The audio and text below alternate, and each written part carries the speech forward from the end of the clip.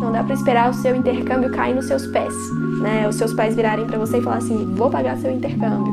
Esse é um sonho seu, então tem que vir de você essa vontade de fazer com que ele se transforme em realidade. Então começa a procurar as informações, corre atrás de escola, entende aí como funciona esse processo de trabalho e estudo, ou não, como você consegue economizar ali em uma instituição para estudar o idioma. Isso tudo dá para fazer online, então vale a pena você procurar e realmente arregaçar as mangas ali e fazer esse intercâmbio acontecer, porque vai depender muito de você.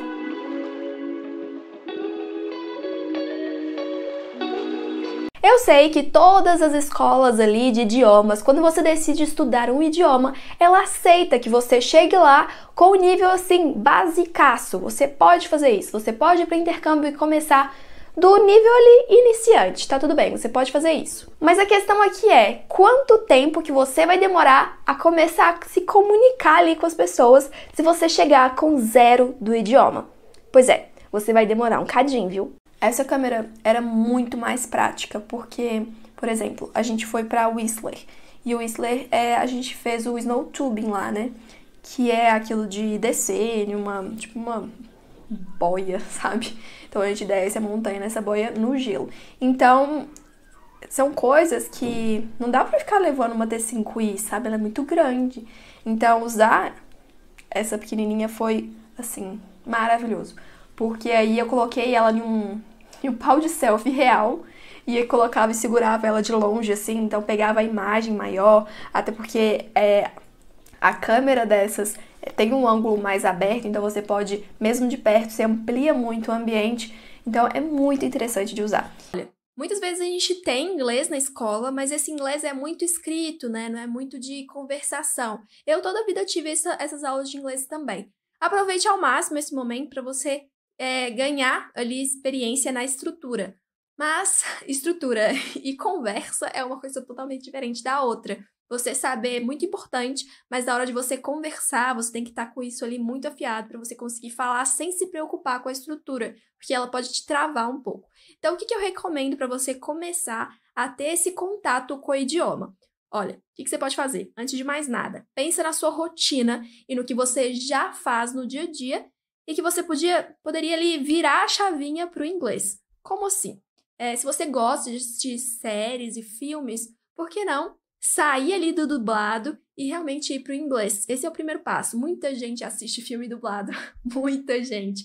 Então agora você que quer fazer intercâmbio não pode mais assistir filme dublado.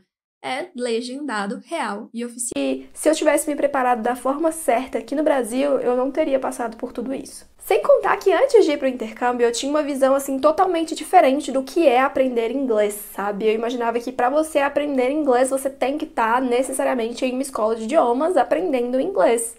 Se você não tivesse, não tinha outro jeito. Então, antes de ir para o intercâmbio, eu entrei em uma escola tradicional para aprender inglês.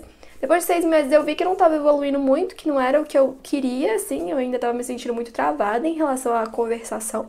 E não era o que era o foco da escola, claro. A gente se esquece de pesquisar sobre isso, a metodologia da escola, né, antes de realmente entrar e se matricular. Acho que qualquer escola de inglês vai funcionar pra você, não é bem assim. E acabou que não deu certo, né, assim, pra mim. Foram 6 meses, né? Você vai pensar, poxa, é pouco tempo. Sim, é pouco tempo, né? Porque eu também não tinha muito tempo até o meu intercâmbio. E aí eu decidi parar. Só que, gente, depois que eu saí dessa aula de inglês, eu não fazia nada pra fazer com que desse certo no meu intercâmbio depois, sabe? Eu não tinha essa cabeça de, poxa, eu posso usar o meu dia a dia pra estudar inglês. Eu não tinha isso em mente, como eu tenho agora. Então, hoje eu sei que o meu desenvolvimento em inglês não depende 100% de uma escola. A escola vai me ajudar muito? Vai me ajudar muito, porque eu vou ter ali uma metodologia, uma estrutura do que eu tenho que aprender, uma coisa mais organizada. Mas as coisas que eu faço no dia a dia são fundamentais para a evolução do meu inglês. Então eu nunca vou deixar 100% por conta de uma escola.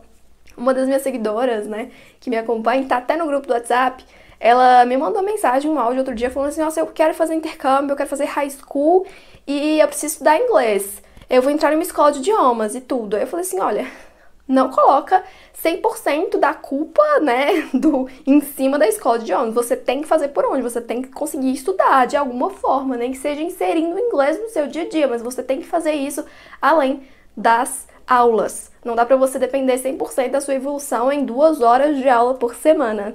Ou 1 hora de aula por semana, que é o que normalmente a gente tem aqui no Brasil. Então, você precisa fazer algo fora das aulas. Eu gostaria de avisar pra vocês a importância de você pensar em toda a composição de roupa por trás que você vai ter que usar durante o inverno, para você não comprar roupas que sejam muito justinhas. Então, por exemplo, comprou a segunda pele justinha, é isso mesmo, ela tem que ficar certinha no seu corpo. Só que aí na hora de comprar uma blusa de frio tipo essa cinza, né, você tem que pensar em uma roupa que tenha um distanciamento ali, porque você tem que pensar, poxa, eu vou ter uma blusa por baixo dessa, então ela tem que ser um pouquinho mais larguinha, né?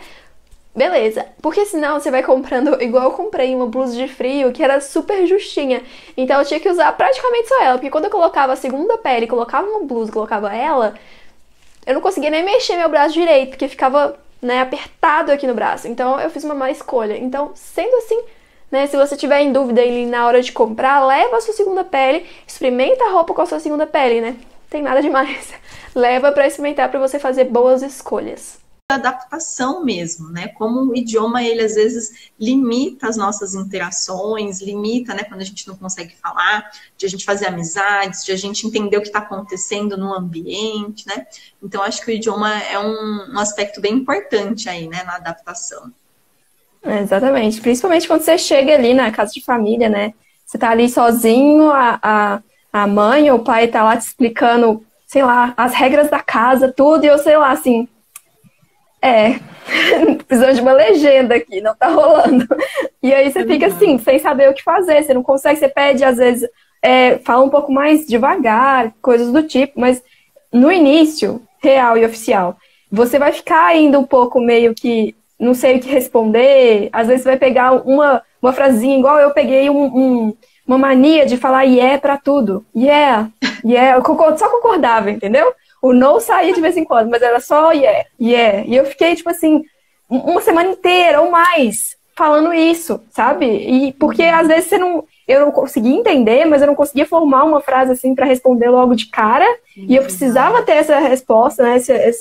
Esse retorno rápido, dependendo da pergunta. E aí era só isso que eu conseguia falar. E eu fiquei assim.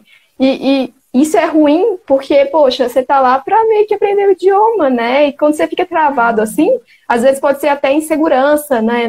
Não sei o que eles vão pensar de mim por eu não estar conseguindo falar. Então você se trava, né? Fala ali uma palavra só que você já tem certeza, que nem é uma palavra tão legal, que você tem certeza que as pessoas vão entender.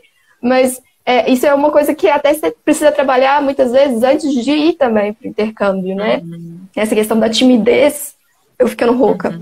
Essa questão da timidez é algo que a gente precisa trabalhar muito antes de ir. Porque, poxa, você vai ter que se comunicar com as pessoas. Se você for muito tímido, tiver muita essa questão de, será que... Não sei se eu tô falando certo, não sei se eles vão me entender.